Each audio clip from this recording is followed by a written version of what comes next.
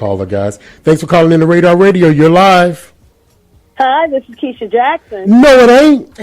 Yes, it is. No, it ain't. Keisha, what is going on, girlfriend? How you doing? Not much, man. A whole lot of nothing. A whole lot of nothing. Well, look, thank you so much for being with us tonight. If everybody's listening in, this is my girl, Keisha Jackson. Keisha and I go way back in the woods. Keisha, I'm so God. so. Don't tell it. Don't tell it. Okay, I'm gonna keep it to myself. No, you can tell it. Look. But this is the renowned. I mean, I grew up on her mother's music. My mother used to play the music. When I hear the song, "Ask Me What You Want," and I'll try my best to get it, I think of the one and only Millie Jackson, who paved the way for. I call her the original B, because before there was before there was Lil Kim, before there was Foxy Brown, before there was Nicki Minaj, before there was Mika. There was Millie Jackson. Yep. I mean, and Millie paved the way for a lot of the girls who are into, I call them the bad girls of the business. So, first of all, kudos to your mother, and kudos to you, because what you've done, you've taken the business of what your mother's done, and you have paved the way also for a lot of background singers, for a lot of people who are in the business, because what you do. You know, you have your singers out front, but without a band, without singers, without horns, and without rhythm sections, the singer is nothing. And you have built the foundation, as far as I'm concerned, for that. Oh, thank you so much. So I'm proud to. You know, I'm on both ends of it, but you're right. A lot of times people look at the background vocalists like they are second string, or they're, why do you have your own record out? And all of that mess, and they have no idea what goes into it and what's required. It's easier to be out in front than it is to play your position. Absolutely, because you've got to have, you have to harmonize, you have to work with other singers, there's timing, and background vocals are elite within itself, so you have to be skilled. So, before let's get started right to the interview.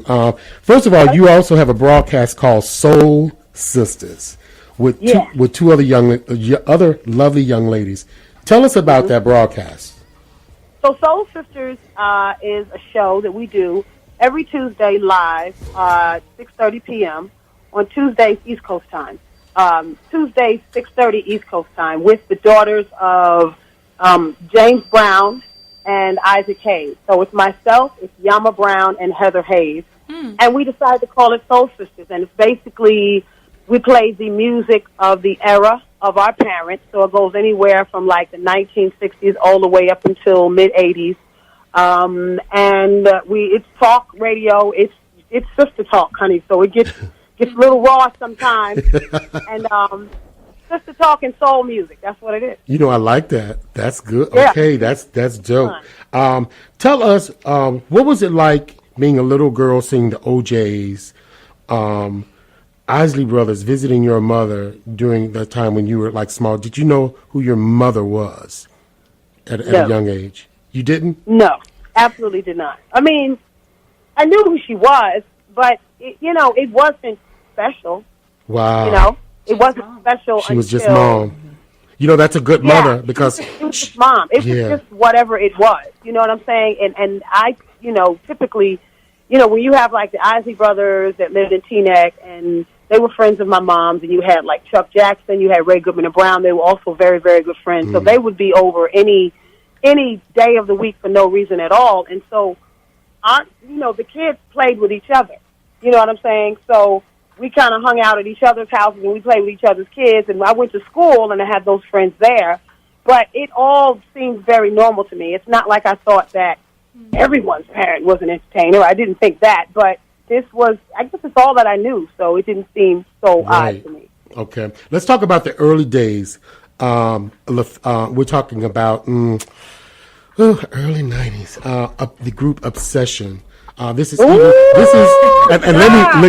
me paint the picture. So you done did your research. No, this ain't even research. Because I'm gonna tell you what's so crazy is I look back on because we were all in Atlanta around the same time.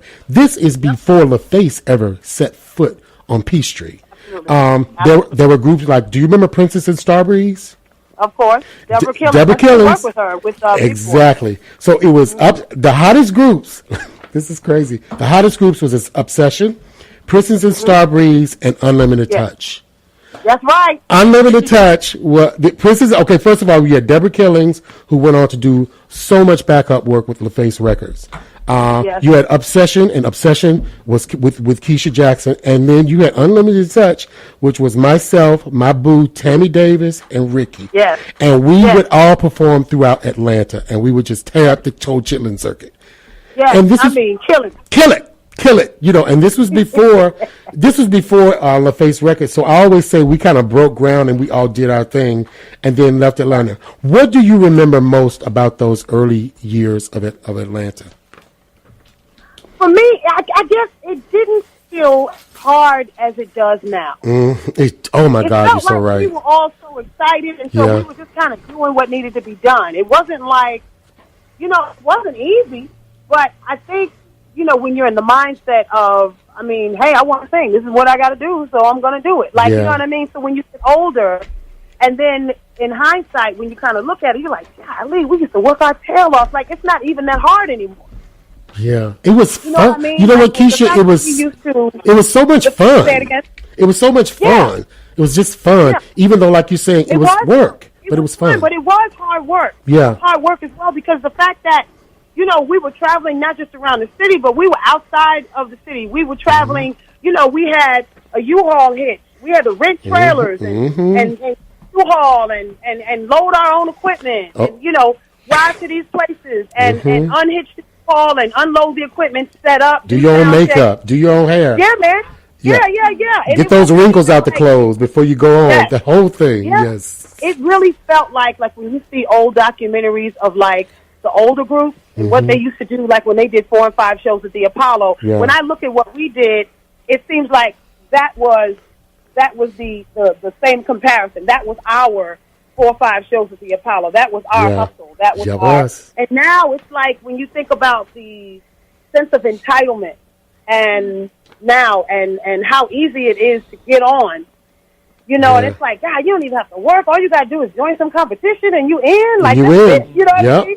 Or literally walk into a studio, get recorded, have something out, and boom. No grind.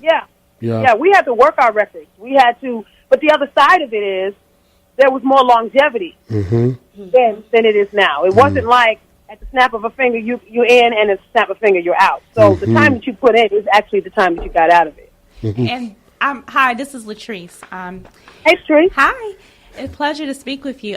When you were speaking, that's the difference between the talent that we have now and what we had back then. Like, half of the artists that's popping 20 years from now, they're not going to be here. There's songs. Yeah, they're not. We're not going to remember these songs. These are like trends. So that's the difference. Like, artistically, it's like, the music back then has substance. Like, all I listen to when I'm driving is like 90s music. 90s music. That's it. I listen to some things that's on the radio, but honestly, it all sounds the same. So it's like, I think it's like a lost, like, I don't know what you want to call it, a lost skill or... And I feel like the musicality of it is gone. Right. Yeah. You feel what I'm saying? I just feel like, it's a difference between actually playing a whole song and playing a bridge. Like, you don't get bridges in songs anymore. You know what I'm saying? Right. You don't get pre-choruses in songs anymore. So we remembered, like, all the ad-libs in the old school songs. Like, when you sing SWV Week, like, all the ad-libs. Right. All the ad-libs that KC was singing in Jodeci. All the Luther Vandross ad-libs. Like, that's not the case anymore. You know what I mean? Right. It's not the case anymore. It's just loops.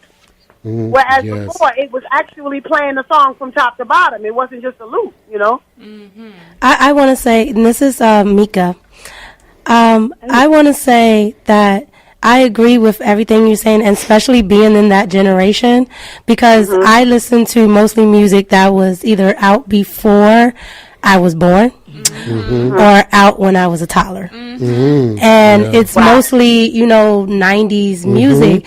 And the thing is, today, like, you know, I create music, and a lot of the times I'm being told, hey, it's too long. And I'm like, it's only 7 minutes. Yeah, that's too long. They're not going to listen to it. It's too much.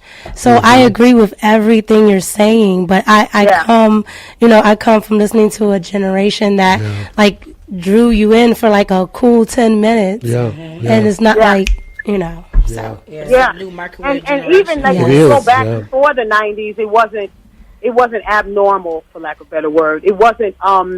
It was pretty normal to have a club remix of a song, and that song would be on a 12-inch or some type of an extended play cassette. And even when CDs first came out, you had CDs with like one song on one side and then another song on the other side. If it was the radio mixes, they had like the acapella version, the instrumental version. They had and they had like the dance versions, and different producers and DJs would do mixes on certain songs. So that song came out in 4 or 5 different ways. You know what I mean? Yes.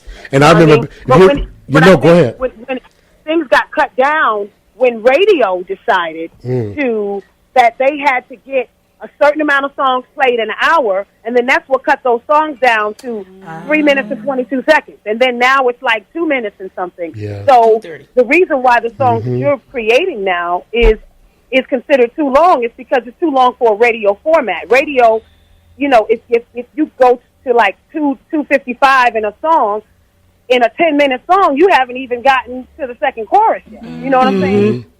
So it's kind of like you're forced to cut it down if you want to get your record played on the radio. You have to come up with a radio edit.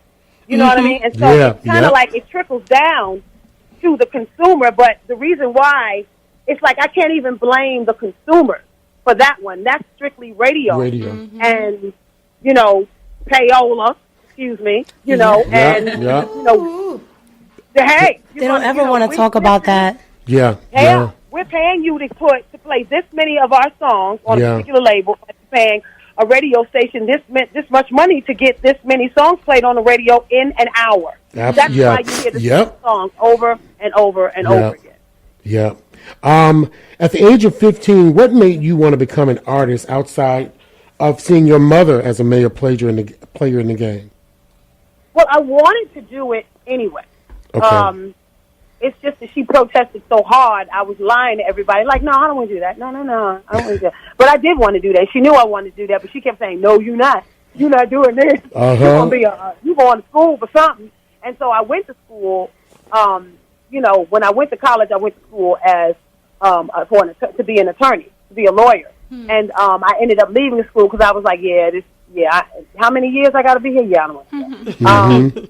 And so she was pissed off because she put a lot of money into my education and was hot. And I was like, I told you I didn't want to do that. Oh God! But I was already singing background for my mom. Right. Was at like 13 during like holidays, summer vacation, and Christmas vacation and stuff like that. It was at 15. Then I kind of started doing it more regularly. So it was kind of understood that on Christmas break, whatever shows she had, I was going to be there. Wow. You know what I mean? That's awesome. How do you think social media and the digital platform, how do you think that has changed how the audience relate to artists? Social media, I think, is a plus. Well, it's a plus and a minus. The digital platform is a nightmare. Yeah. In terms of getting yourself out there, it's great. But in terms of being able to be paid for being out there, it's a whole nother thing. So, like, when you think about Napster changed the game, but that was really kind of the catalyst for what took royalties out of artists' pockets and writers, because that's when people were able to go online and just listen and weren't forced to be able to buy the record.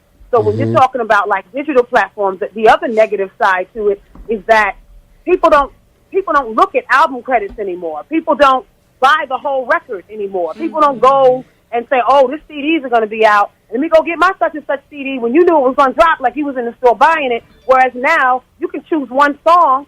2 singles might make it off the record 3 if you're super lucky and got support from your label. But for the most part, people don't even hear the whole album no more. So there's so many songs that get lost unless you just fall in love with that artist and you're like the diehard fan or whatever, then you might listen to the whole thing. But the fact that you can pick and choose and spend 99 cents or 129 over the whole $10 is really whack, because the artist is never going to get paid the amount of money that they used to get paid. Ladies. So when you talk about publishing, you know, when you bought the whole album, the artist got publishing based on that album sale. Now the artist is getting publishing based on a single. Yeah. So does this have, is this like part of like the motivation that Jay-Z did with Tidal? Remember when all the artists came and they were standing like trying to reunite? Absolutely. Absolutely. Okay. Absolutely. And it's one of the many attempts. I mean, people have attempted it, but it hasn't, you know, it's like there's always a hustle. There's always a way around it.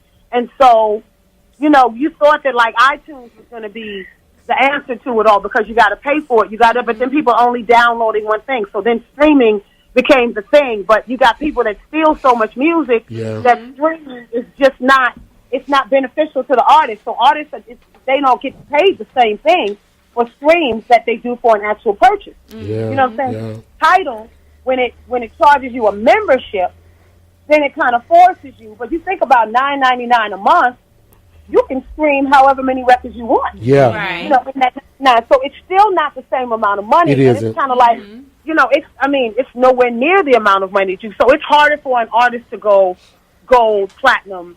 You know what I'm saying? It's just harder to happen. Like it doesn't really happen like that. Like a single can go gold and go platinum, but for an album, it just doesn't even happen like that. I mean, I don't think artists, especially in my generation, are even dropping albums because it serves no purpose. Right. At this point, because I mean, if you look at somebody like Chris Brown, who just Singles. I mean, but he just dropped like 200, I don't know, something like that, songs, but 1,000 songs. Yeah, but I mean, you can like how many you want, you can stream how many you want, but it's not really gonna account to anything. Yeah.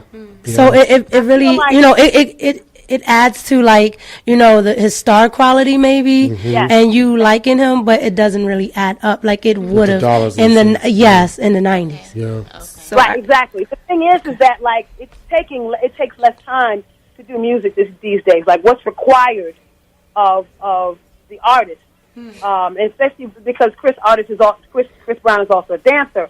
So the time that he might put into an album as compared to what an old school artist, you know, it took time to like make a whole album. You can't drop an album in a week. You know what I'm saying? And now that's very possible. To just drop music and boom, just throw it out there, and whatever flies, whatever catches, and whatever doesn't, it just doesn't. But it does, to your point, it does add to the star quality because it allows that artist to remain relevant. It allows that artist to put out videos. You know, they constantly have something out there and in your face, with the understanding that it's going to diminish fast.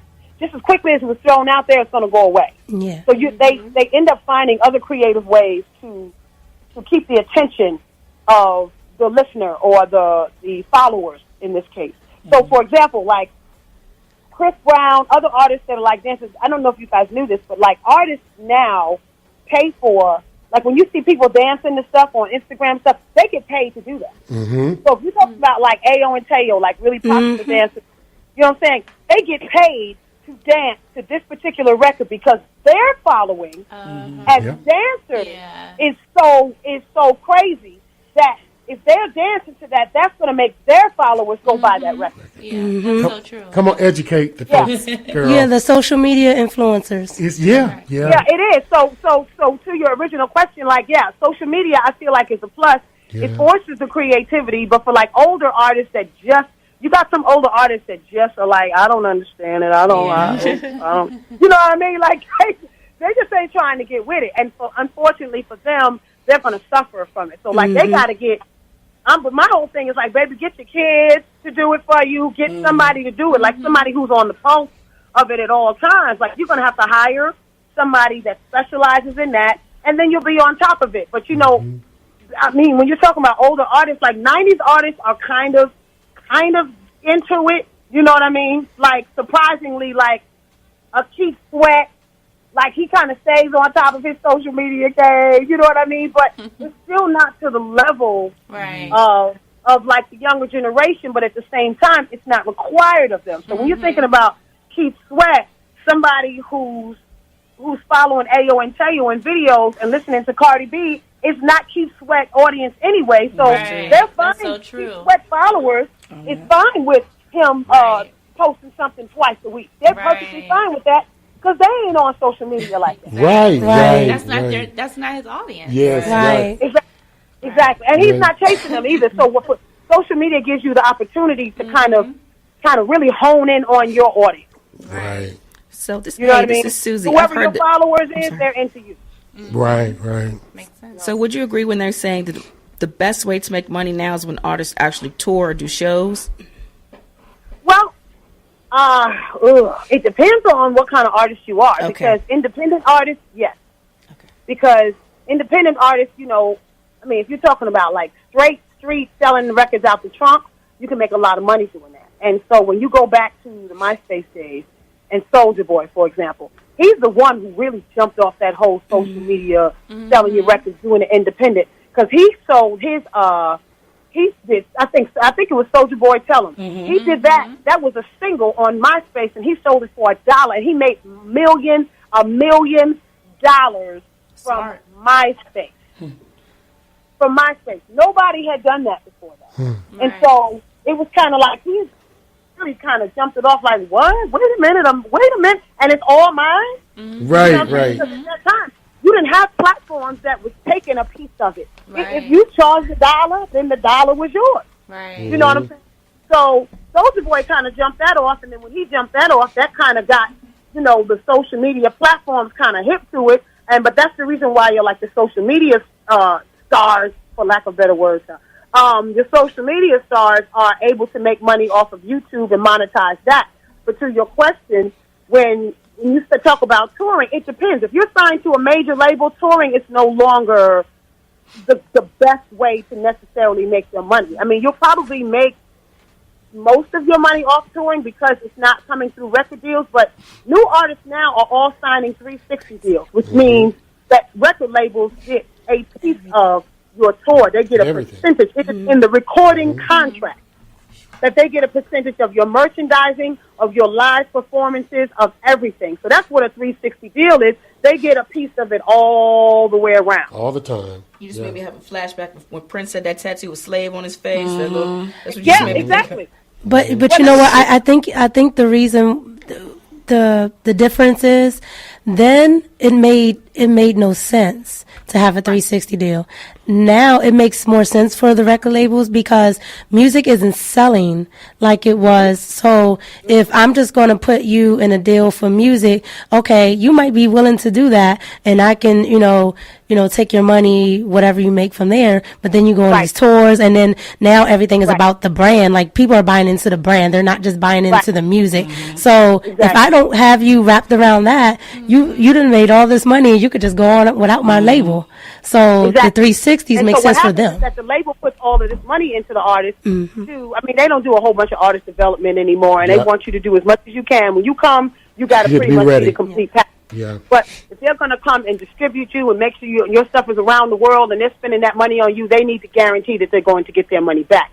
The catch-22 of it all is record labels. Y'all are the reason why we're in this mess in the first place, because y'all the ones who decided that digital was the way, and then when it came back and bit you in the butt, now you like, well, wait a minute.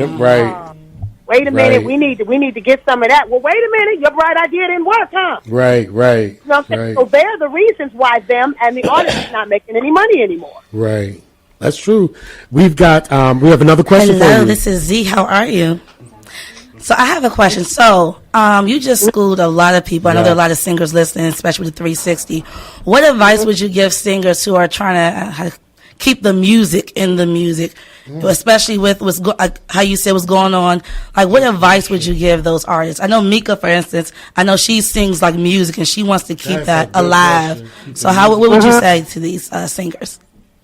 I think it all goes down to grassroots. I think grassroots is the way to go, which is really the way it started in the first place. So if you look at black music, in particular, I mean, you're talking about grassroots, you're talking about blues, you're talking about gospel storefront churches, you're talking about, every juke joints, you're talking about, it was all grassroots. It was all honing in on their audience, and knowing who your audience is and sticking with that. Don't waver. Don't try to come out with something that's popping, sound like what's on the radio. There's radio station formats, and there's ways to be able to get your music out there to the platforms that understand and that focus on your music. Those listeners, it's just like we were talking about with Keith Sweat and social media. Your followers are going to be on those platforms because they don't care about Cardi B. They care about what you do. Like, they might dance to Cardi B, but when they want to go and hang out with their boo or go and hang out in the club, that's not necessarily what they're going to listen to. When they want to be ratchet, everybody has Cardi B moments, so we want to do that. But at the same, you know what I'm saying? We all be like, okay, turn up. But at the same time, you got artists that like Anthony David, like Avery Sunshine, like Algebra, and they are sticking, Lettucey even. They're sticking to what they do. Kindred the Family Soul. They stick to what they do, and they have a core audience. Everywhere they go, they do well in their live performances. They haven't signed 360 deals, and it's at 360 deals, and it's all grassroots. So if you want to, be true, just stay true to yourself. Don't worry about, the thing is that you can really get jaded by what you see or what you believe to be the truth. But a lot of times, believe it or not, artists are chasing the dream that doesn't exist. Okay, now. All right, now. You know what I'm saying? So, if you got a K. Michelle, K. Michelle has a very specific audience. You know what I'm saying? But if you're K. Michelle and you caught up in trying to be Cardi B, you're going to lose every time. That's just not your audience. That's not what it is. And you don't know what kind of deal she got. You don't know how much, she's got a bunch of different sponsorships and things like that going on. But K. Michelle is cool being able to sell out a House of Blues. It's an audience of a certain size, and it's going to be there for her every single time. Her niche audience, yep. That's it. If you a juke joint singer, don't be trying to what you doing? Trying to go to the Civic Center, you messing up. You know exactly. Yeah. Fantasia has her audience. Yes. Anthony Hamilton has his audience. They know who that is. They know who that audience is, and just stick with that, and you will win every single time. They will always support you. But the moment you so-called try to cross over, or black folks ain't forgiving like that. They be like, now you want to come back. Now they will. Right. Now you a country singer. Don't we hate on it? Black folks. So I want to ask you this question then, because that kind of went into me. So being that I'm a person of color and I do what's technically can be considered pop music. It can get played on urban stations and it can get played on pop music. But, a lot of the times when I go to a lot of places here in this area, they'll pick a song that they tend to, this is more hip hop. I like this, I like that. Right. But the overall look, they're like, I don't know, because it's pop. Am I supposed to like it because, I'm a person of color? Maybe this is more for white people or something like that. You're talking to a narrow-minded. Yep. So what happens is that, first of all black people ain't never liked all black stuff. So yes, thank you. Just because it's black don't mean we're gonna like it anyway. So exactly. Do what you do. You know what I'm saying? I don't like every black artist, every R&B, hardcore. I'm not gonna name them, but there's a whole bunch of black folks music I don't like. Okay. My pearls. You know what I'm saying? So just stay true to what you do. Do. If you end up getting a predominantly Hispanic artist, then, if you're going to end up getting a predominantly Hispanic audience, that's who your audience is. That's what your audience is. Don't worry about begging. Don't worry about begging black folks and no other folks to listen to your stuff. Whoever likes it is going to like it. And your core audience those are the people that's going to call on you. And if you got to play the little spot down there on 8th Street, and that's the only spot that wants you, but every time you play it, it's packed, Don't worry about that other spot in Buckhead. Yeah. Right. Don't worry about that spot in Buckhead. That you just turn up at your spot and don't worry about that other spot because eventually when you're continuing to do what you do, true to yourself. There's an artist here his name is Robbie. He's true to himself. When you start doing what you do, they're going to come to you. Yeah. Don't beg nobody to like your music. Like, if it just ain't your cup of tea, it ain't your cup of tea. And let me tell you something. With my mother's music specifically, everybody wasn't about Millie Jack. You know what I'm saying? Everybody wasn't hip to it. You had a whole bunch of people that was hip to it and played it but wouldn't admit it. You know what I'm saying? But they bought the tickets. Sometimes they didn't buy the tickets because they was like, "Ooh, I don't know who's gonna see me when I go to church." We're gonna go to church on Sunday. It was all that. But you can't really worry about it. But they playing it in the house, right. So the people that bought her record sales, they account for more. But the people that went to her shows, she already knew that a lot of people that went to her shows were on government assistance. They were a very specific crowd that oftentimes were single mothers. And she knew, like, if a promoter booked her on the first weekend of the month, she was like, "I'm not doing that show." Because rent is due that month. And that check is going to go to rent. It ain't going to go to me. Come on. And so she was very, very specific. She knew her audience, and there were certain shows at a certain time of the month she was not going to take. And other times she knew she was going to sell out. So what I say is be true to yourself. There are a lot of people to this day that say to me, and I'm like, sometimes they get cussed out, sometimes I get close to cussing them out. But when people say to me, "Ooh, girl, before I got saved, I used to listen to get out of my face, woman." Don't come right. I don't do that. That's an insult. That's not a compliment. That's not a compliment to me. Don't come to me before I got saved as if, my mother's something like, "I can't," You was buying it. You a lie. You was buying it, and you still buying it. And you still come to it all the time. We got another question. We got another question for you too. Well, not really a question. Well, first of all, I feel like I should be calling you Mama Keisha. Could you school us all up in here? That's cute. Seriously, I want to come over for hot cocoa, listen to everything you're telling me and absorb all this knowledge. Come get some of this greens and these black eyed peas. Okay. I'm serious. I'm like, okay, I need to come over. I need to hear stories from back in the day. I need to just take in all this information. But basically, a lot of your key topics that I receive is basically as an artist. I mean, I'm not a singer. But I'm an actress, I'm a writer, and I'm in the industry, so a lot of this information I can still apply to my own, endeavors. So really just being true to yourself, know your market, know your target demographic. And, I wasn't aware that there are many artists that are not properly protecting their names, like their trade names and their brand, which is very important.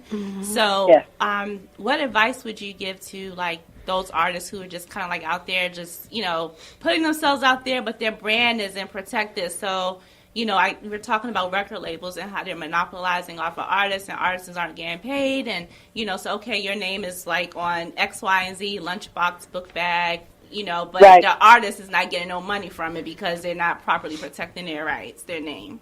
And see, so that's the thing.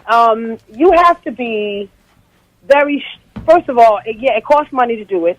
And so many people produce records in somebody's basement because everybody has a studio now. So it's if you got Pro Tools, or if you got Logic, it's well, you come on my house and you can cut a song as long as you get it mastered pretty decent, then you're pretty good. You know what I mean? But you have to invest in yourself. Your name is all you have. If your name is other than the name that you were born with, then you have to protect it. Now, as far as branding, your branding is very specific. And unfortunately, there's not often a way to protect the brand because unless you're the person that invented and came up with, and you're the only person, and you can prove that you're the only person that's ever done anything like this, which is not likely, then the brand may not be so easily protected. But I will tell you this. If you copyright your name, trademark your name, then that's going to take you a long way because the paper trail now is social media.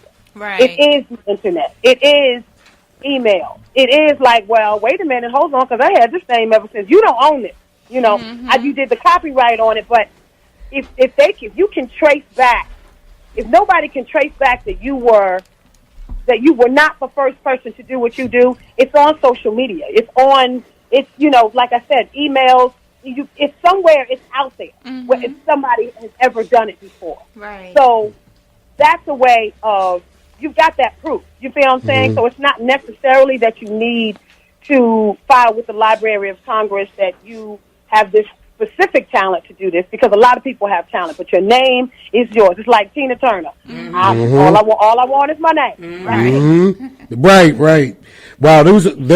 First of all, thank you so much for just being so open with the panel and answering all those questions. That you need a check for that, right? Yes. It's all right. Baby, because I'm telling you, passionate about it. I start talking all hard and stuff. No, it's your passion. It's your passion, and it's just so so funny. It's just so funny because I was over here talking with one of the producers. I was just like, she just opened up a bag of worms. Like, we got to send for her. So we about to get you out here.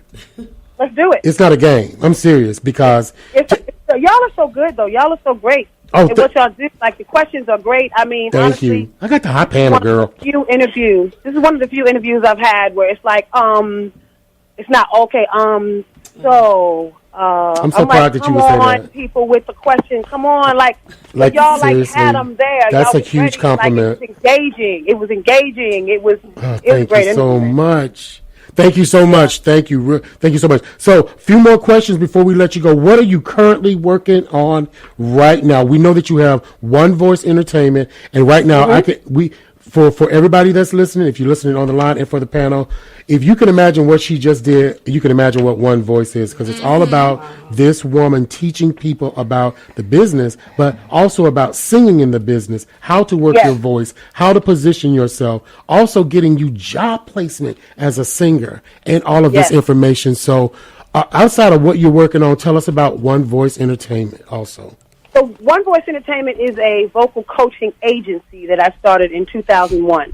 And I basically started it because I was getting calls for gigs that I couldn't take. So the demand was really high, but there's only one me. So I decided that why not start a business where I can bring in singers and make sure that they have the correct work ethic, because what I ran into was sending people out because they could sing, but folks were showing up late. Folks didn't, they was trying to out-sing the lead singer because maybe the person that was hiring, maybe the person that you were singing for don't sing as good as you, but they didn't understand how to play their position. So what I was doing is decided to form a group of singers/artists in Atlanta that make sure that before they go out, they understand work ethic. They have their passport. They're ready to go. They're on time. They're dressed appropriately for the gig. And, I do a profile on everybody prior to, so that I know if you are primarily into gospel music, then you might not want to sing background for Killer Mike.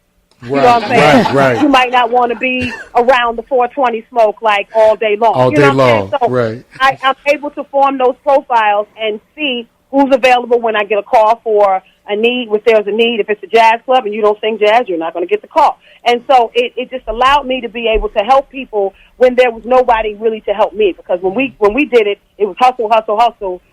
Every gig that you did is for the next gig, and that's still my work ethic. But I'm trying to teach other people coming up that's the work. That's really the mindset that they should take on. So I do vocal coaching from the age 10 and up. And One Voice music group is formed basically to place vocalists in jobs wherever there's a demand for or need for one. That's awesome. If people want it right now, if they're listening in or anyone on the panel wanted to get vocal coach, if they wanted to come to Atlanta in the next couple of weeks or register, when is registration? Is it seasonal? Tell us a little bit about how someone could get registered. Well, if you want vocal coaching, is you can contact me on KeishaJackson.com anytime. Anytime. Yeah. And ching, ching. I do workshops once a year at Stankonia Studios. I'm trying to do it more frequently, but my schedule doesn't really allow. So the workshops are typically once a year toward the fourth quarter of the year. But all of that information you can find on KeishaJackson.com. I keep everything is pretty in sync, like with my Instagram, which is Keisha Jackson, Keisha Jackson, which is the same thing on Facebook and Twitter, and it's Keisha Jackson on Snapchat. Okay. Awesome. Wow, this was an incredible interview. I cannot thank you enough. First of all, and there was one other thing I wanted to pump let's pump our brakes and give you some kudos. Before you were even, 20 years old, you sang at Carnegie Hall with your mother. Who does that? I did. Who does that? Like, who goes out and just does that? There's so many people in the business. I didn't have a choice. I didn't have a choice. I was working for her, and she would call me out on stage to, like, do solos, like, randomly on, like, these nasty songs that she was singing. I'm like, yep, baby. Got to be all the way lover. I oohed and ahed my way out of it. You know what I mean? And that's what that was. But it was pretty cool, man. That's great. Well, so much honor to you for what you've done in this industry and what you continue to do, because LaFace was relatively good about grooming artists, but I will say, we will have to go back to the Motown days, and it's Motown anniversary today. I think it was 59 years. I think it's the 59th year anniversary today. So we're glad to have you on, because they back in the day, they were known for doing exactly what you're doing right now in Atlanta with artists, and that is getting the artists ready to perform. Mm-hmm. Getting the artists ready. The Face was really good with that in the 90s, and it kind of lit a light under Atlanta and made everyone in Atlanta really excited about. Everybody was trying to get signed to a Face. I was doing my first background gig, official recording, was with LaFace Records, and I remember, I never forget that I got a call from L.A. Reid's office, and they were like, L.A. Reid would like to see you tonight. I was like, what? Mm-hmm. And they were like, yeah. And then, so we had to sing background for this new up-and-coming artist. We got there, and it turns out to be for Tony Braxton's first record. And so I did 7 whole days. Mm-hmm.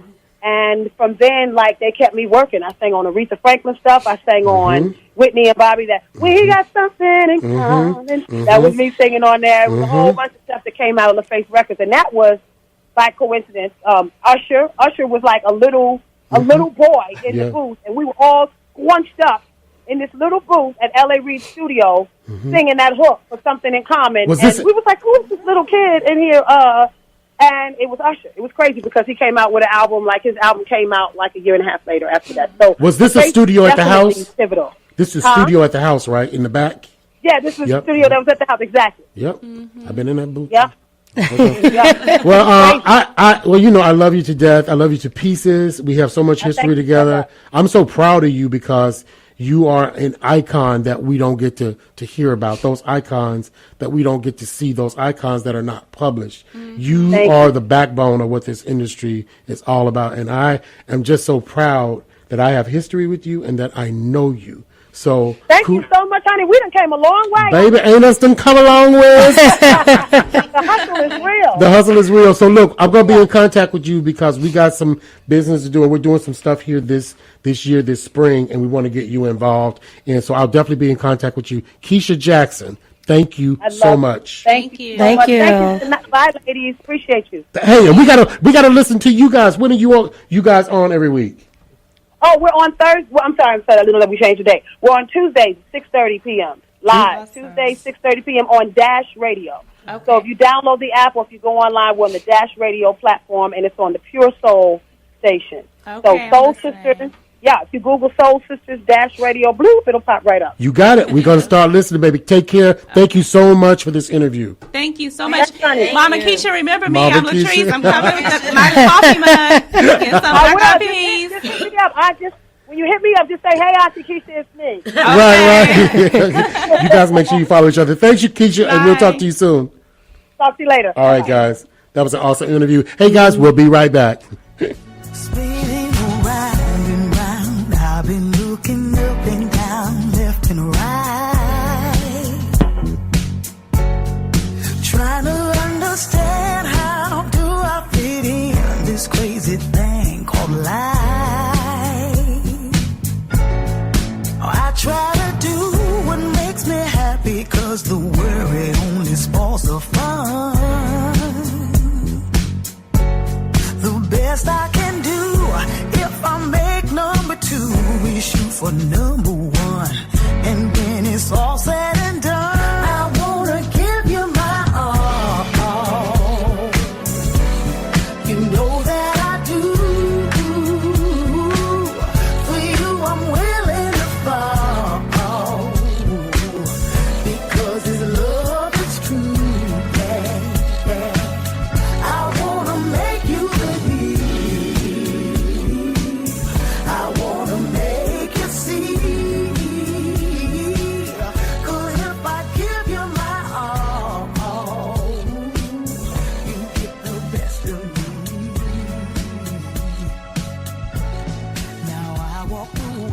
from something I